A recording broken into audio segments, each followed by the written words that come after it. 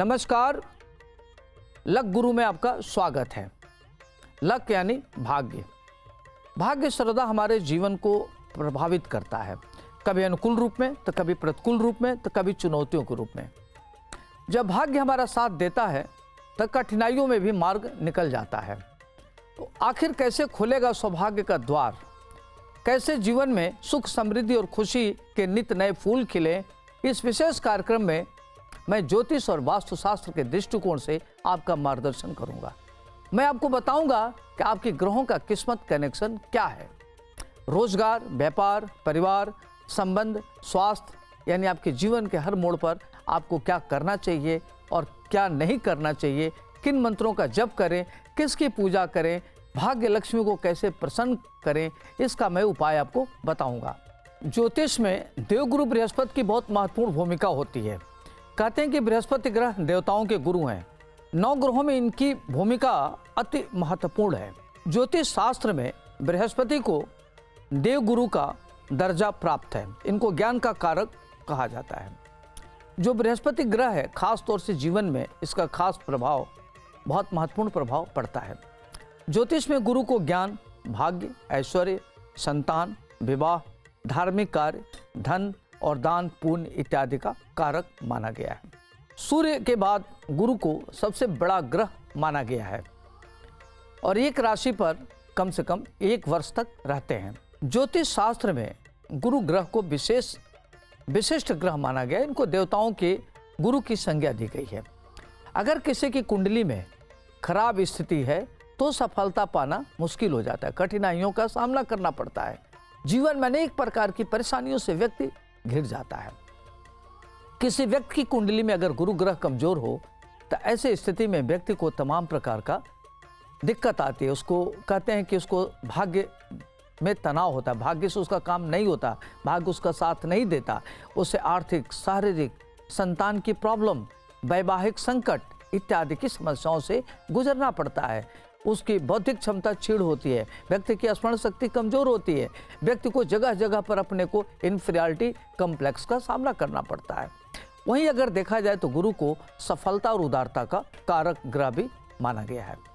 ऐसे में यदि गुरु ग्रह कमजोर हो तो उससे व्यक्ति आलसी हो जाता है और उसे आसानी से सफलता नहीं मिलती, क्योंकि व्यक्ति आलस्य करता है, वह कोई चीज़ कल पर टालता है।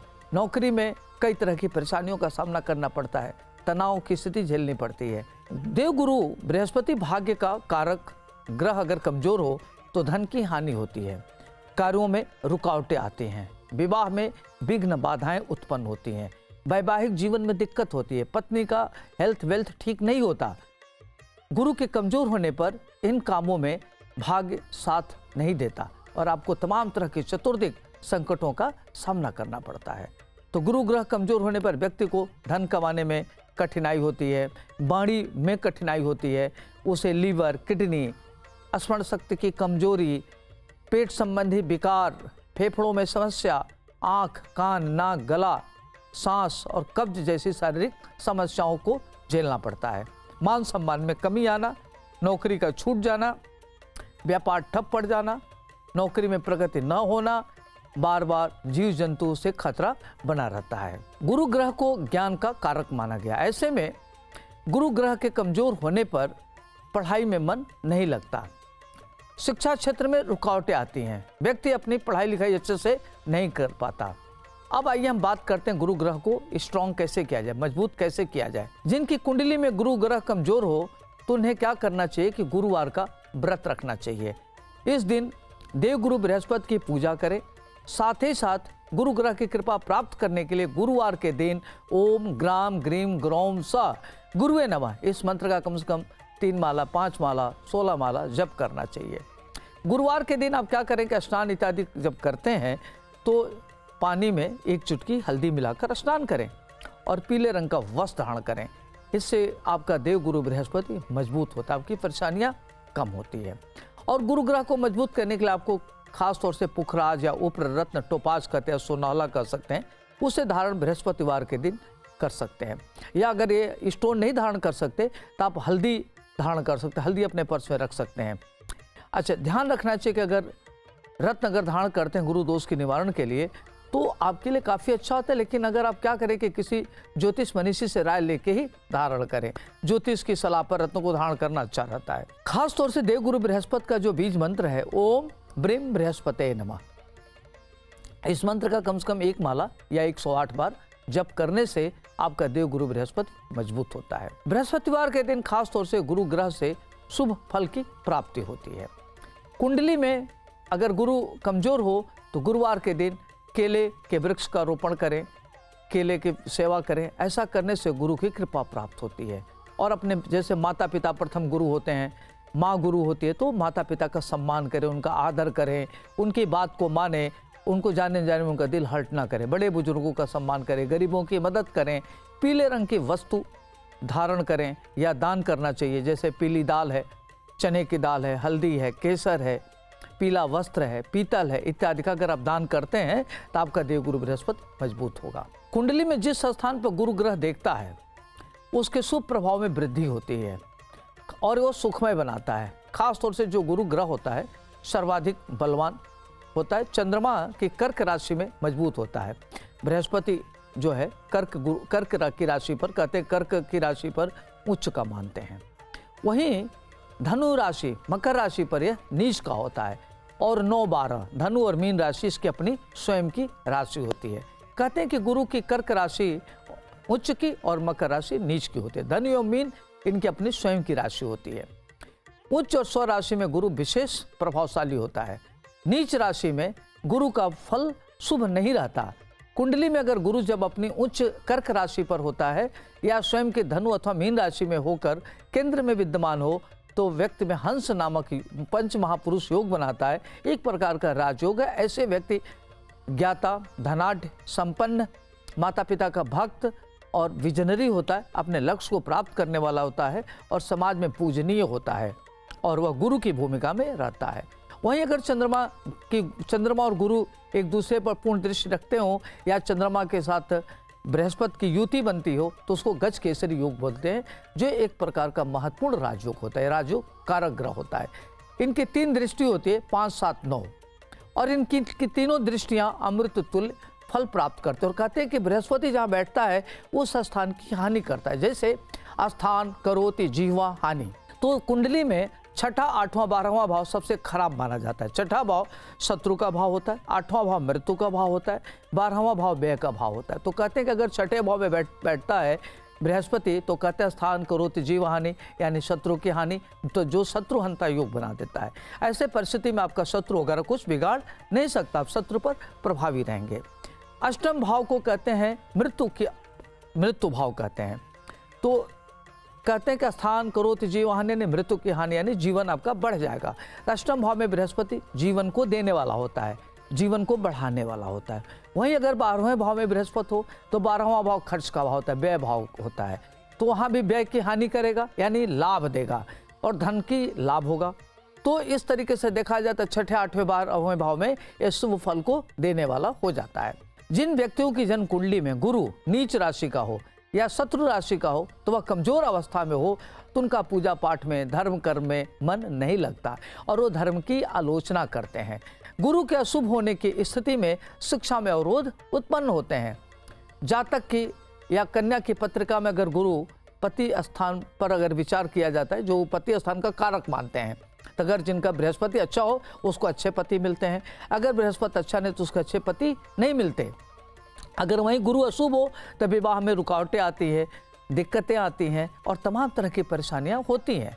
अगर वही कन्या गुरुवार का व्रत करे अथवा पुखराज रत्न धारण करे तो विवाह शीघ्र संपन्न हो जाता है और विवाह की स्थिति अच्छी हो जाती है। गुरु के अशुभ फल की शांति हेतु गुरु का वैदिक मंत्र का जप करना चाहिए। जैसे ओम ग्राम ग्रीम ग्रोम सह श्री गुरुवे नमः, इस मंत्र का जप करें या विधि पूर्वक बृहस्पति व्रत रखें, जो आपके लिए श्रेष्ठ फल का दाता होगा।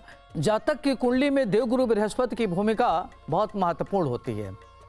अगर किसी भी व्यक्ति की कुंडली में कितना भाग्योदय होगा, व्यक्ति कितना आगे बढ़ेगा, उसमें बृहस्पति के बल को देखना, उसकी स्थान को देखना, कहाँ बैठा हुआ है, उसकी दृष्टि किस पर है, बहुत महत्वपूर्ण है। बृहस्पति अगर किसी भी व्यक्ति कुंडली में अच्छे घर में बैठा है, जैसे मान लीजिए कि बृहस्पति लग्न में बैठा है तो अगर वो लग्न में बैठा है तो एक तो लग्न में बैठने से व्यक्ति, खास तौर से व्यक्ति बहुत विनम्र होता है, बुद्धिमान होता है, आत्मसम्मानी होता है और उसका व्यक्तित्व आकर्षक और प्रभावशाली होता है। व्यक्ति संतुलित विचारधारा का होता है। व्यक्ति देखने में काफ़ी सुंदर, सुशील, विद्वज्जनों का प्रिय और धर्म कर्म में रुचि रखने वाला होता है। वहीं अगर बृहस्पति की 5वीं दृष्टि पंचम भाव पर पड़ता है तो ऐसे लोग उच्च कुल में होते हैं, संस्कारी होते हैं, प्रारब्ध के धनी होते हैं और अच्छे संततियों के पिता कहलाते हैं, उच्च शिक्षा प्राप्त करते हैं, उनका अतीन्द्रिय ज्ञान बहुत अच्छा होता है, प्रारब्ध के धनी होते हैं। व्यक्ति किसी भी अनुकूल प्रतिकूल परिस्थिति में हो अपना रास्ता बना लेते हैं, संकट काल में भी वो अपना मार्ग ढूंढ लेते हैं, मार्ग उनका प्रशस्त होता है।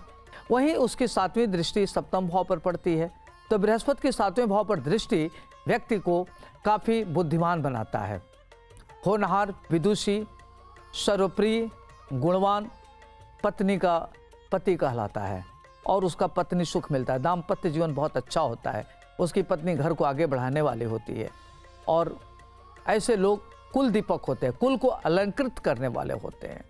वही 9वें भाव पर अगर बृहस्पति देखता है तो व्यक्ति भाग्यशाली होता है, धर्म कर्म में रुचि रखने वाला होता है, परमार्थ कार्यों में रुचि रखता है, शास्त्रार्थ में विजेता होता है।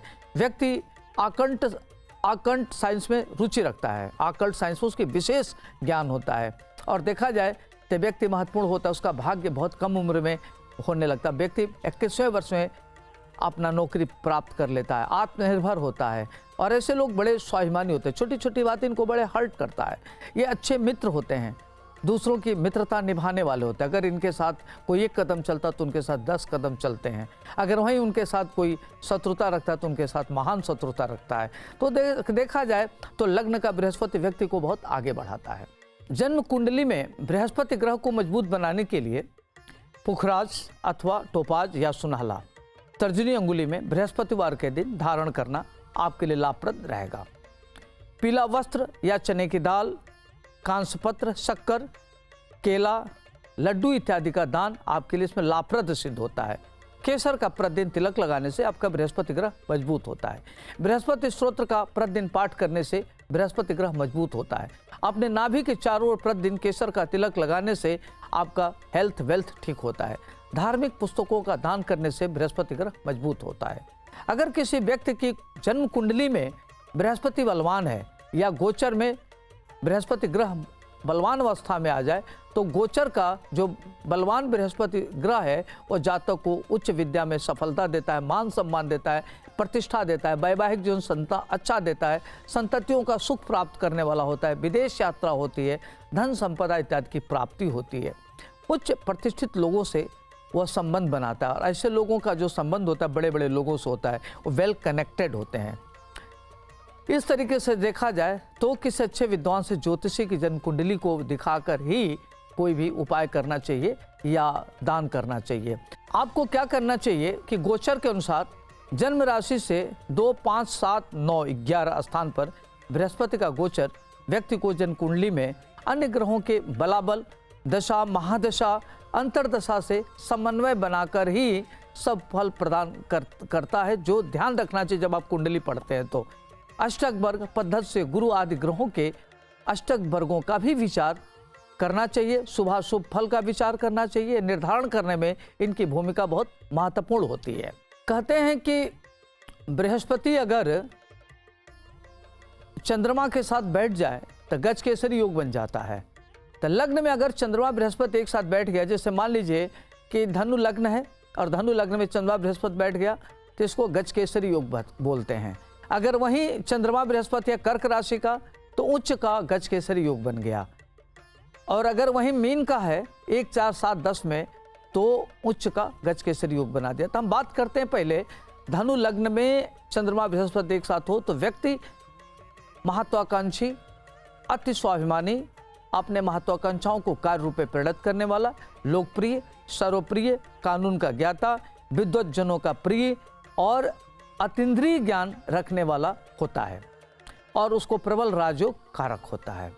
अगर वहीं बृहस्पति चंद्रमा चतुर्थ भाव में बैठा है, गज केसरी योग बन गया, तो ऐसे लोग माता पिता कहते प्रिय, गाड़ी, वाहन, घर इत्यादि का सुख प्राप्त करने वाला, व्यक्ति नौकर इत्यादि का सुख प्राप्त करता है, परम राजयोगी होता है, राजयोगो कारक होता है और व्यक्ति को देखा जाए तो घर, उच्च पद की प्राप्ति होती है, माता का सुख मिलता है। ऐसे लोगों की माता का अच्छा लंबे समय तक सुख मिलता है, माता के आशीर्वाद से व्यक्ति आगे बढ़ता है।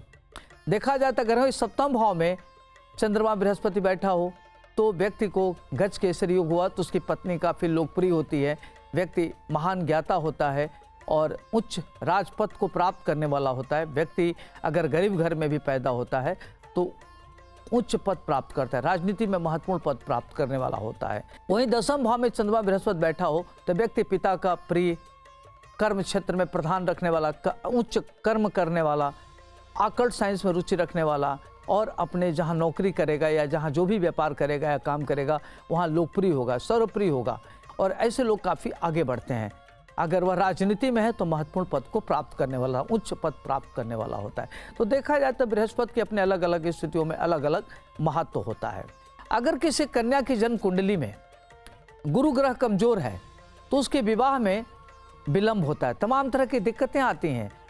तो इन उपायों के माध्यम से गुरु को बलवान करने से कन्या का सुहाग, संतान, सुख सहज प्राप्त होने लगता है। और गुरु खास तौर से संतान का कारक भी बोलते हैं। तो गुरु अगर बलवान करना है तो इससे क्या होगा, अच्छे संतान की प्राप्ति। तो उसके लिए आपको क्या करना चाहिए कि पुखराज सोने में तर्जनी उंगली में धारण करना चाहिए गुरुवार के दिन। और ख़ास तौर से ध्यान रखना चाहिए कि बृहस्पतिवार के दिन आपको पीली वस्तु का दान करें, हल्दी का दान करें, अच्छा रहता है। पुखराज के स्थान पर आप उपरत्न, सुनहला या टोपाज भी धारण कर सकते हैं। और अगर आपको ये सब नहीं प्राप्त होता है तो केले का जड़ भी आप बाह में बांध सकते हैं। शुभ ग्रह के होने के कारण गुरु ग्रह की दृष्टि कल्याणकारी मानी गई है। सामान्य अवस्था में देखा जाए तो ज्योतिष नियम के अनुसार किसी भी व्यक्ति की जन्म कुंडली में केंद्र में बैठा बृहस्पति ग्रह अनेक दोषों का समन करता है और व्यक्ति राजा होता है। केंद्र में बृहस्पति की स्थिति बहुत अच्छी मानी गई है। बृहस्पति की प्रशंसा करते हुए ऋषि महर्षियों का कथन है कि जिसके केंद्र में बृहस्पति बैठ जाए उसका अन्य सभी ग्रह मिलकर भी कुछ नहीं बिगाड़ सकता, व्यक्ति राजा होता है। तो देखा जाए तो बृहस्पति ग्रह की स्थिति बहुत मजबूत होती है। दूसरी बात का ध्यान रखना है कि व्यक्ति की कुंडली में धनु लग्न और मीन लग्न या धनु राशि में, मीन राशि में बृहस्पति बैठा हो तो व्यक्ति बहुत ही सुंदर, सुशील, विनम्र, ज्ञाता, ज्ञानी और धर्मशास्त्र का ज्ञान रखने वाला होता है, उच्च शिक्षित होता है, प्रतिष्ठित होता है, व्यक्ति राजयोग कारक होता है। वहीं अगर मीन राशि में बृहस्पति बैठा हो तो व्यक्ति देखने में सुंदर, सुशील, अच्छे कद काठी का और काफ़ी महत्वपूर्ण व्यक्ति होता है, समाज में उसका सम्मान होता है।